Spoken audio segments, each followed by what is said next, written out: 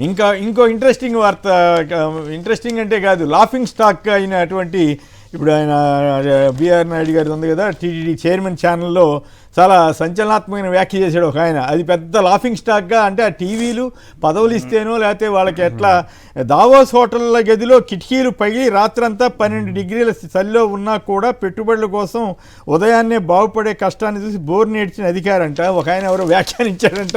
జనమంతా ఓ పగలబడి నవ్వుకుంటున్నారు, ఇంత పిచ్చిగా కూడా వీళ్ళు టీవీల్లో మాట్లాడతారా అని. నిజంగా దావోస్లో అట్లా కిటికీలు పగులుతాయా, స్వెటర్ లేకుండా ఉంటారా? ఈ ఎట్లా అసలు? ఇప్పుడు చంద్రబాబు గారైనా ఎవరైనా మనుషులం కదా, అదేం తప్పేం కాదు కదా. కాకపోతే ఆయన లోపల స్వెటర్ వేసుకుని పైన షర్ట్ వేసుకుని ఉండొచ్చు, ఆ రకంగా జాగ్రత్త పడి ఉండొచ్చు. కానీ అసలు రాత్రి నిద్రపోలేదు, -12 డిగ్రీల సెంటీగ్రేడ్లో ఎవరైనా చలిలో ఉండగలుగుతారండి? దాని మీద ఒక ఆయన ఎవరో సోషల్ మీడియాలో బలిపెట్టారు, పైదంతా చదివితే టైం వేస్ట్. కానీ గడ్డగట్టి చలి వాతావరణం ఉంటుందని ముందే తెలిసిన అధికారులు అవగాహన లోపంతో కిటికీలు కూడా సరిగ్గా లేని హోటల్లో గదులు అద్దెకు తీసుకున్నారు. పగిలిన కిటికీ అద్దాలకుండా అధిక మోతాదులో మంచు గదిలోకి రావడంతో చలికి వణికిపోయిన చంద్రబాబు తీవ్ర ఇబ్బంది పడినట్లు తెలుస్తోంది అని ఈయన వ్యంగ్య వ్యాఖ్య చేస్తున్నారు. కనీసం మద్యపానం కూడా అలవాటు లేని చంద్రబాబు అటు గదిలో హీటర్లు లేక, ఇటు వేసుకోవడానికి స్వెటర్ లేక, కప్పుకోవడానికి నాణ్యమైన దుప్పటి లేక తీవ్రమైన చలిలో ఆ రాత్రంతా కనురెప్ప సైతం వాల్చకుండా జాగారం చేశారు.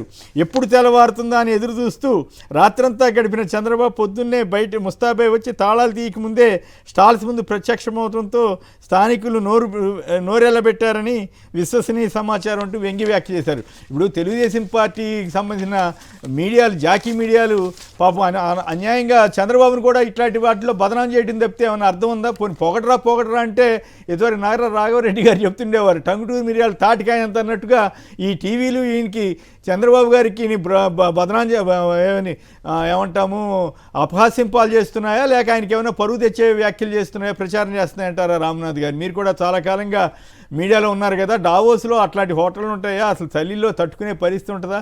-12 డిగ్రీల సెంటీగ్రేడ్లో ఎందుకు ఈ పిచ్చి మాటలు చెప్పి ఆయన పరువు తీస్తారు? జనం అంతా పిచ్చోళ్ళు అనుకుంటున్నారా వీళ్ళు నమ్మటానికి? మీరు నమ్ముతారా రామ్నాథ్ గారు? కొమ్మినేని గారు, ఈ ఎలివేషన్స్ అన్నది ఈ రోజు కాదు, మీకు తెలిసే ఉంటుంది. ఇప్పుడు ఒక ముఖ్యమంత్రిగా ఉన్నప్పుడు నిన్న ఆయన ఏపీకి వస్తాగానే ఒక తెలుగుదేశం పార్టీ నాయకుడు కలిసి, సార్ మొత్తం అందరూ కూడా డ్రెస్ కోడ్ మార్చుకున్నారు, మీరు ఒక్కరు డ్రెస్ కోడ్ మార్చుకోలేదు, మీరు గట్టి మనిషి సార్ అని చంద్రబాబు నాయుడు దగ్గర అన్నారని ఒక పత్రికలో రాసుకున్నారు. ఇప్పుడు కొమ్మినేని గారు, ఇప్పుడు ఒక స్వెటర్ అనేది ₹1 కోటి కాదు, ₹1 కోటి అవుతుంటే ప్రజాధనం వృధా చేయకూడదన్న ఉద్దేశంతో ఆయన అట్లే గడ్డగట్టి చల్లో మామూలు డ్రెస్ తోనే తిరిగారు. ఒక ₹1000 కావాలంటే ఓ 10,000 పెట్టి ఓ మంచి స్వెటర్ కొనుక్కుంటే ఎవరు వద్దంటారు కొమ్మినేని గారు? దాన్ని కూడా ఎలివేషన్ కాదు. ఇక్కడ నాకైతే I may be wrong, I may be right, నాకేమి ఇప్పుడు నా పాయింట్ అంటే, ఇక్కడ చంద్రబాబు గారిని ఆకాశానికి ఎత్తాలన్న అత్యుత్సాహంతో ఆయన పరువు తీస్తున్నారనేది నా బాధ. ఇక్కడ ఈ పాయింట్లో ఆయన లోపల మీరు గమనించండి, మామూలుగా ఆయన షర్ట్ లూజ్గా ఉంటుంది కానీ టైట్గా కనపడతా ఉంది, అంటే లోపల వేసుకుని ఉండొచ్చు, అదేం పెద్ద ఇష్యూయే కాదు. చంద్రబాబు గారు ఏమైనా చెప్పుకున్నాడా? చెప్పుకోలేదు కదా. నేను కోట్ వేసుకోలేదు, స్వెటర్ వేసుకోలేదు, నేను చెప్పలేదు కదా.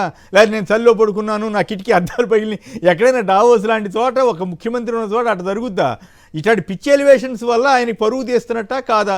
నిజంగా ఆయన ఇష్టపడతాడా? ఇష్టపడితే ఇక ఆయనకి మనం ఏం చేయలేము. అది నా పాయింట్. దాని మీద మీరు కామెంట్ చేయండి దయచేసి. కొమ్మినేని గారు, అది ఇప్పుడు చంద్రబాబు నాయుడు గారు చెప్పకపోయినా కూడా ఈ టీవీ ఛానల్లో చేస్తున్న ప్రచారం అయితే విపరీతంగా ఉంది. దానివల్ల ప్రజల్లో ఇంకోటి ఏదో తీసుకెళ్లాలనుకుంటున్నారు. నారా లోకేష్ గారు లాస్ట్ ఇయర్ నవంబర్ లో న్యూయార్క్ వెళ్ళారు.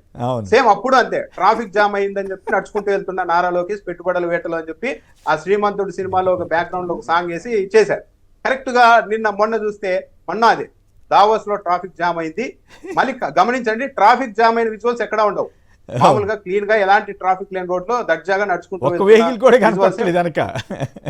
విజువల్స్ ఏముంటాయి అక్కడ కూడా. మళ్ళా చూడండి, గడ్డగట్టే చల్లో నడుచుకుంటూ వెళ్తున్నారు, ట్రాఫిక్ జామ్ అయితే అన్నట్టు. ఇంతమంది ముఖ్యమంత్రులు, పక్క రాష్ట్రాల మంత్రులు వెళ్ళినప్పుడు ఎవరికి ట్రాఫిక్ జామ్ కానప్పుడు కేవలం నారా లోకేష్ గారు, చంద్రబాబు నాయుడు గారు వెళ్ళినప్పుడు ఎందుకు అవుతుంది సార్? అంటే అప్పుడు మీకు ఒకటి సంగతి గుర్తు చేస్తా. అప్పుడు ట్రంప్ గారు ఒక హోటల్లో ఉన్నారంట, ఈయనను చంద్రబాబు గారి దగ్గర హడావుడి చూసి, బయట జనం చూసి ఎవరు ఈయనని ట్రంప్ అడిగారని కూడా రాశారు అప్పట్లో. ఈ ఎల్లో మీడియా జాకీ పేపర్లో ఈనాడులోనూ జ్యోతిలోనూ రాసినట్టు గుర్తు. నేను ఆశ్చర్యపోయా, ఇదే ట్రంప్ ఎందుకు అడుగుతాడు, ఇదేం పిచ్చికోవాలరా బాబు, పిచ్చి రాతలరా బాబు అనుకున్నా. ఇప్పుడు కొమ్మినేని గారు ఏదో జస్ట్ పాజిటివ్ గా కథనాలు రాయండి అంటే ఏకంగా ఇంకా భజన చేయడంలో మించిపోతున్నారు. ఎందుకు 2014-19 ఒకసారి లాస్ట్ లో దావోస్ కు నారా లోకేష్ వెళ్తే అక్కడున్న పారిశ్రామికవేత్తలంతా అవాక్ అయిపోయారు, ఇలాంటి వ్యక్తే ఇంత గొప్పోడా అని ఒక ఛానల్లో స్టోరీ వేస్తే ఇప్పుడు జనసేన పార్టీ అధ్యక్షుడు డిప్యూటీ సీఎం గా ఉన్న పవన్ కళ్యాణ్ గారి సోదరుడు నాగబాబు గారు ఆ వీడియోను ఒకవైపు ప్లే చేస్తూ ల్యాప్టాప్ లో భజన కొడుతూ కొట్టండి భజన చేయండి అని చెప్పి అవహేళన చేశారు. ఆ స్థాయిలో ఎవరు కాస్త సెన్స్ ఉన్న వాళ్ళు కూడా ఇది ప్రచారం కాదు, ఇది సానుకూల ప్రచారం కాదు, ఇది మితిమీరిపోయింది అన్న ఒక విధంగానే వాళ్ళు ప్రచారం చేస్తూ ఉన్నారు. ఎక్కడా తగ్గడం లేదు. మరి ప్రజలు ఏమనుకుంటారో చెప్తున్నారు, హోటల్లో అద్దాలు పగిలిపోయాయి, చలి పెట్టేసింది, అయినా కూడా ఆయన వెళ్ళిపోయారు. దావోస్ లో హోటళ్లలో ఒక ముఖ్యమంత్రి స్టే చేసే హోటల్లో వెంటిలేటర్ అద్దాలు పగిలిపోతే చూసుకోరా అని నమ్మడానికి కూడా కాస్త విచిత్రంగా అనిపిస్తాయి ఇవన్నీ. సార్ నేను ఢిల్లీలో పనిచేశాను కదా, అబౌవ్ 0 ఉన్నా కూడా 1-2 6 సెంటీమీటర్ కెనాట్. అసలు మన మనుషులం కదా, బేసిక్గా చంద్రబాబు గారైనా వాళ్ళైనా ఎవరైనా జాగ్రత్తలు తీసుకోవాలి కూడా. తీసుకోకపోతే తెలివి తక్కువతనం అవుతుంది తప్ప ఇంకోటి కాదు కదా. పైగా సెక్యూరిటీ వాళ్ళు ఉంటారు, వాళ్ళందరికీ తెలియకుండా అట్లా జరిగిపోతాయా? కాదు ఆ పిచ్చి ఏది ఆయన దగ్గర ఏదో పదవి కొట్టాలనో లేదా ఇంకేదో పిచ్చి తాపత్రయంతో ఇట్లాంటి పిచ్చి మాటలు మాట్లాడితే చంద్రబాబు గారి పరువు వీళ్ళే తీస్తున్నారనేది మనకి అర్థమవుతూ ఉంటుంది. రైట్. ఇక ఒక్క నిమిషం, గోవింద్ గారు విశాఖపట్నం నుంచి. గోవింద్ గారు నమస్కారం, మాట్లాడండి. మీరు నమ్ముతారా ఇట్లాంటి వ్యాఖ్యల్ని? మీరు కొంతమంది అడుగుతుంటారు, ఆ టీవీలు ఇట్లా అంటున్నారు సార్, ఈ టీవీ మీ అట్లాంటి పిచ్చి అబద్ధాలు పిచ్చి మాటలు నమ్మితే మీ ఇష్టం అని నేను అంటుంటా. మీరేమంటారు గోవింద్ గారు? సార్ ఇది ఏంటంటే ప్యానల్ అందరికీ నమస్కారం సార్. నమస్కారం, మాట్లాడండి. ఇప్పుడు ఏంటంటే ఆల్రెడీ పవన్ కళ్యాణ్ అభిమానులు కూడా చాలా మంది ఆల్రెడీ విసుగు చెందిపోతున్నారండి వీళ్ళ యొక్క ప్రవర్తన చూసి. విసిగిపోతున్నారా? అవును సార్. అదే ఇందాక జనసేన గ్రౌండ్ రిపోర్ట్ అని చెప్పాడుగా. కాకపోతే ఏంటంటే విశాఖపట్నంలో ఇంకా చాలా మంది ఇటువంటి ప్రచారాలు నమ్మిన ఉన్నారు కాబట్టి వాళ్ళు ఇంకా రాస్తూనే ఉన్నారండి పేపర్లలో. దీన్ని తిప్పుకొట్టాలండి. రైట్. రామారావు గారు మంగళగిరి నుంచి. రామారావు గారు నమస్కారం, మాట్లాడండి సంక్షిప్తంగా. అందరికీ నమస్కారం అండి. అవును సార్, విజయసాయి రెడ్డి గారి గురించి 2 మాటలు మాట్లాడుతున్నాను. మాట్లాడండి, ఏదైనా అభ్యంతరకరంగా మాట్లాడండి. అభ్యంతరకరం వద్దు సార్. సార్ ఆయన మోస్ట్ సీనియర్ సార్. పార్టీ పుట్టినప్పటి దగ్గర నుంచి జగన్ గారికి అండగా ఉన్న నాయకులు వారు. మంచి మనిషి, ధైర్యస్తుడు కూడా. ఈ పరిస్థితుల్లో ఈ సంక్షోభంలో ఆయన గారు రాజీనామా చేయటం చాలా తప్పండి.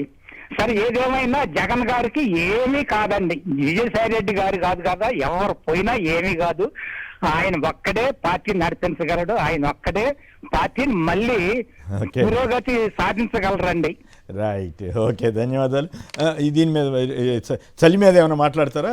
మాట్లాడిన తర్వాత విజయసాయి రెడ్డి గారి ఇష్యూలు సార్. అంటే ఇప్పుడు మీకు ఇంత ప్రచారం ఎందుకు జరుగుతుంది ఇలా దావోస్ పర్యటన మీద అంటే, ఓ సామెత ఉంటుంది, రియాలిటీ వీక్ అయినప్పుడు పబ్లిసిటీ పీక్లో ఉండాలని. సో వాళ్ళు అక్కడ పెట్టుబడులు తెచ్చింది లేదు, ఓ కంపెనీతో ఒప్పందం కుదుర్చుకుంది లేదు, ఎంఓయూలు లేవు. మరి ఇలాంటి సందర్భాల్లో వాళ్ళు ఖచ్చితంగా విఫలమయ్యారనేటువంటి ఒక చర్చ వస్తుంది. ఇఫ్ నాట్ ఏదో అంటారు కదా, ప్రజల్ని అంగీకరించలేకపోతే వారు మన వాదంతో అంగీకరించేలా చేయకపోతే వాళ్ళు కన్ఫ్యూజ్ చేయమన్నారు. సో ఈరోజు అదే పదంగా నిజంగా అక్కడ ఈరోజు చూసారు, మనందరం కూర్చొని ఏం వాదన పెట్టుకున్నాం, -12 డిగ్రీలో మనిషి ఉండగలడా, లేకపోతే అద్దం పగిలిపోద్దా అంటే వాళ్ళ యొక్క కనీస భద్రతా లోపాలు, వాళ్ళ ముఖ్యమంత్రిగా వాళ్ళే అద్దం పగలకుండా ఉండేటటువంటి ఒక రూమ్ ఏర్పాటు చేయాలంటే సొంత ముఖ్యమంత్రినే కాపాడుకోలేనటువంటి ఒక అసమర్థ ప్రభుత్వం నడిపే వారితో ఎవరైనా ఎంఓయూలు కుదుర్చుకుంటారా? ఈ రాష్ట్రంలో పొలిటికల్ అన్స్టెబిలిటీ ఉందని, ఈ రాష్ట్రంలో ఒక లా అండ్ ఆర్డర్ అన్స్టెబిలిటీ ఉందని, అడ్మినిస్ట్రేషన్ కంప్లీట్ ఫెయిల్యూర్ అని చెప్పకనే చెప్తూ విదేశీ గడ్డల మీద తెలుగువారి పరువు తీసేటటువంటి వ్యవహారం తప్పితే ఇంకొకటి కాదు కదా. కేవలం వాళ్ళు ఏ కంపెనీలు తీసుకురాలేదు సార్. ఇక్కడ చిన్నప్పుడు మా ఊర్లలో అటా అనే భాష ఉండేది. అంటే అటు కన్ఫర్మేషన్ అవ్వదు, ఇటు లేదు అవ్వదు, అటా అని. ఇప్పుడు మేము రాజకీయ వ్యాసాలు అటా భాష అని భాష ఉంటుంది. అలాగే ఏంటంటే వాళ్ళు పెట్టినటువంటి సోషల్ మీడియాలో వాళ్ళ అఫీషియల్ హ్యాండిల్స్లో పెట్టిన చూస్తే కంపెనీలతో చర్చలు జరిపారు, కంపెనీలు ఆలోచిస్తామన్నాయి, కంపెనీలు మళ్ళీ కూర్చుందాం అన్నాయి, కంపెనీలు లోకేష్ చూసి ఆనందపడ్డాయి, కంపెనీలు చంద్రబాబు చూసి ఆనందపడ్డాయి. ఇవన్నీ ఉంటాయి తప్పితే ఓ కంపెనీ ఒక ఎంఓయూ చేసుకుంది, ఇగో మహారాష్ట్రకి ఇన్ని లక్షల కోట్లు వచ్చినాయి, లేదా పక్కన ఉన్నటువంటి తెలంగాణకి రేవంత్ రెడ్డి గారు ఇంత ఎంఓయూలు చేసుకున్నారు, మరి చంద్రబాబు నాయుడు గారు చేసుకున్న ఎంఓయూలు ఇవి అని కనీసం చెప్పుకోలేనటువంటి దయనీయ పరిస్థితుల్లో ఉంటూ పైపెచ్చి కుహానా మేధావులు అల్లే దిక్మాల స్టోరీలు చూస్తుంటే దొన్నపో తినిందంటే దూడను కట్టిమన్నాడంటే ఎవడో పనికి మాలాడు. అలా ఉంది వీళ్ళు చెప్పే రాతలు. కనీసం మనం ఎవరైనా ఉండగలం, మా బోటి యువకులమే మేము ఉండలేం. చల్లో ఏ స్వెటర్ వేసుకుంటారు, తప్పేంటండి అది? అంటే ఇంత బిల్డప్ ఎందుకు? అంటే బిల్డప్ బాబాయ్ అని ఎవరిని అంటారంటే చంద్రబాబు నాయుడు గారిని అంటారు, లేదా ఈ యొక్క జాకీలు పెట్టి లేపే social media, Telugu Desam party social మీడియాలో తెలుగుదేశం పార్టీ యొక్క అన్యాయ పత్రికలు ఏదైతే ఉన్నాయో వీళ్ళందరినీ బిల్డప్ బాబాయిలుగా ఖచ్చితంగా అభివర్ణించక తప్పదు. రైట్. ఇక కొమ్మినేని గారు ఒక్క నిమిషం, ప్లీజ్ మాట్లాడండి ప్లీజ్. ఇప్పుడు దావోస్ నుంచి వచ్చిన తర్వాత, ఏపీకి వచ్చిన తర్వాత చంద్రబాబు నాయుడు గారు 2 వ్యాఖ్యలు అయితే చేశారు. దానిని అయితే మనం కొద్దిగా చర్చించుకోవాలి. ఇప్పుడు చంద్రబాబు నాయుడు గారు ఎలా ఉంటారంటే, ఆయన ప్రతిపక్షంలో ఉన్నప్పుడు ఈ రాష్ట్రం భూతల స్వర్గం కావాల్సింది, ఇలా అయిపోయింది, నన్ను గెలిపించండి, నేను దీన్ని ఒక భూతల స్వర్గంగా మారుస్తా అంటారు. తీరా అధికారంలోకి వచ్చిన తర్వాత ఆయన ఏం చేస్తారంటే ఈ రాష్ట్రాన్ని కొన్ని భూతాలకు స్వర్గంగా మారుస్తూ ఉంటారు. ఆయన చెప్తూ ఉన్నారు 5 ఏళ్ళు కాదు 10 ఏళ్ళు ఉంటేనే సుస్థిరంగా ప్రభుత్వం రాష్ట్రం అభివృద్ధి చెందుతుంది, ఈ మొత్తం డేటా దిమ్మని నేను నిర్మలా సీతారామన్ గారికి చెప్పొచ్చానని చెప్పారు. దేశవ్యాప్తంగా 10 ఏళ్ల పాటు అధికారంలో ఉన్న రాష్ట్రాల్లో ఒకే పార్టీ అధికారంలో ఉన్నప్పుడు ఎలా అభివృద్ధి ఉంది, లేనప్పుడు ఎలా ఉంది అనేది ఒక డేటా తీసుకురండి అని చెప్పే ప్రయత్నం చేశారు. ఇంకొకటి ఇక్కడ ఏంటంటే, చంద్రబాబు నాయుడు గారు ఎప్పుడైనా కానీ 5 ఏళ్ళు తాను ప్రతిపక్షంలో ఉన్నప్పుడు ఒక ప్రచారం చేయిస్తారు, ఏ ప్రభుత్వాన్ని కూడా 5 ఏళ్లకు మించి ఉండనివ్వకూడదు, 5 ఏళ్లకు మించి ఉండనిస్తే ఈ పాలకులకు కొమ్ములు వస్తాయి, ఆ కొమ్ములతో ప్రజల్ని కుమ్మేస్తూ ఉంటారు, కాబట్టి ఓడించాలని గత 5 ఏళ్ళు ప్రచారం చేశారు. జగన్మోహన్ రెడ్డికి రెండోసారి అవకాశం ఇద్దండి. ఎప్పుడైతే తెలుగుదేశం పార్టీ అధికారంలోకి వస్తుందో అప్పుడు మాత్రం లేదు, సుస్థిర అభివృద్ధి ఉండాలంటే 10 ఏళ్ళు ఉండాలి. 10 ఏళ్ళు కాదు, మీరు గమనించలేదు, 2047 వరకు ఉండాలని చెప్పాడు ఆయన. 2047 వరకు. చంద్రబాబు నాయుడు గారు సింపుల్ సార్, వర్తమానాన్ని గాలికి వదిలేస్తారు, భవిష్యత్తు మీద పిట్టగోడల మీద కూర్చొని బొగ్గుతో పిచ్చి గీతలు గీస్తూ ఉంటారు. 47లో ఇలా రామ్నాథ్ గారు కంప్లీట్ చేయండి. ఇంకో అంశం ఏంటంటే సార్, ఢిల్లీ ఎందుకు వెళ్ళాడు అసలు? ఆంధ్రప్రదేశ్ రాష్ట్రానికి తిన్నంగా రాకుండా చంద్రబాబు నాయుడు గారు క్లియర్గా వస్తే ఉట్టి చేతులతో వచ్చాడని చెప్పి అందరూ తిడతారు కాబట్టి మళ్ళీ ఒక పొలిటికల్ డైవర్షన్లో భాగంగానే అటు ఢిల్లీకి వెళ్ళి సెంట్రల్ ఫైనాన్స్ మినిస్టర్ని కలిశాను, లేదు ఇప్పుడు ఆయన తీమన్న డేటాలు తీశాను, ఇవంతా it's a part of diversion politics. They completely failured. సీఈఓలు రమ్మన్నారంట, సీఈఓలు వస్తారని చెప్తున్నారంట. ఎందుకు వస్తారండి? వీళ్ళు కనీసం అనకూడదు కానీ వీళ్ళు పెట్టిన ఖర్చుకు కూడా వెనక్కి తిరిగి వచ్చి ₹1 రాలేదు. విసిగ్గా ఈ రోజు ఆంధ్రప్రదేశ్ రాష్ట్ర పరువు విదేశీ గడ్డ మీద తీసేసి వచ్చారు వీళ్ళంతా. రామ్నాథ్ గారు చెప్పండి. దావోస్ కు వెళ్లి వచ్చిన తర్వాత చంద్రబాబు నాయుడు గారు సగర్వంగా ప్రెస్ మీట్ పెట్టని ఏకైక ఉదంతం ఈసారి జరిగింది. చెప్పారు. కరెక్ట్. లేకుంటే అట్లా చేసాము ఇట్లా చేసామని చెప్పేవాళ్ళు. ఇప్పుడు ఏం సార్ పెట్టుబడులు రాలేదంటే సీఈఓలంతా వెనకలు వస్తున్నారులే అని చెప్పేశారు. అట్లా ఎప్పుడైనా జరుగుతుందండి?